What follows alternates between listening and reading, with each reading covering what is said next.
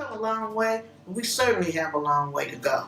The initial purviews for the Fair Housing Act were religion, race, color, and national origin. They found that there was more discrimination going on, so in 1974 they added sex.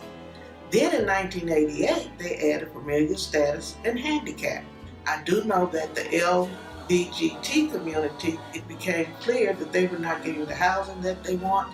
They were getting charged higher prices than they should have. And so in 2012, remember that was 1968, in 2012, the HUD secretary passed a law that you could not discriminate against the LBGT community in any HUD-owned properties.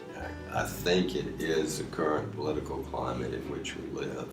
We need to straighten out the political climate, cross the party lines, and get with it and do those things that are right to protect people of color, people of various ethnic backgrounds, the LGBTQ community. There's still discrimination out there, and that needs to be looked at. Ghetto housing, yes, that's a problem. Is that a fair housing problem? I'm not sure about that. I think it's bigger than fair housing. The Fair Housing Act helped us tremendously, but I think one of the things we really need to work on, many of our professional people, such as appraisals, have somewhat devalued our neighborhoods that we had initially.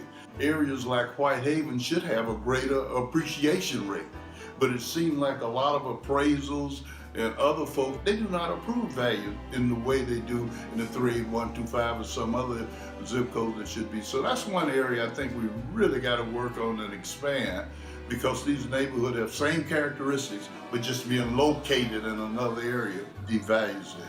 We have arrived.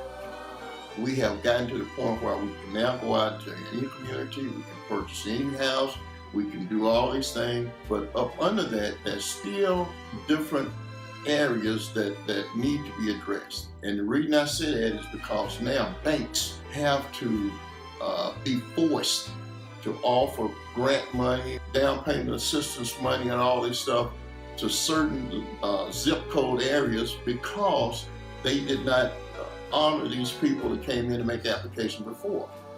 It's called the CRA, Community Reinvestment Act. That really has helped out a lot.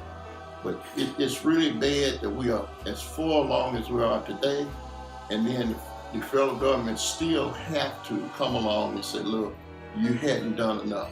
We're finding out through some of these different lenders that they have kept people from being able to purchase homes. It's really been bad, but the future's bright. In spite of all these negative things, the positive outcome is the fact that now people are able to get grant money, help with a down payment assistance. So the bad thing actually turned into a good thing for us. Fair housing made us stronger.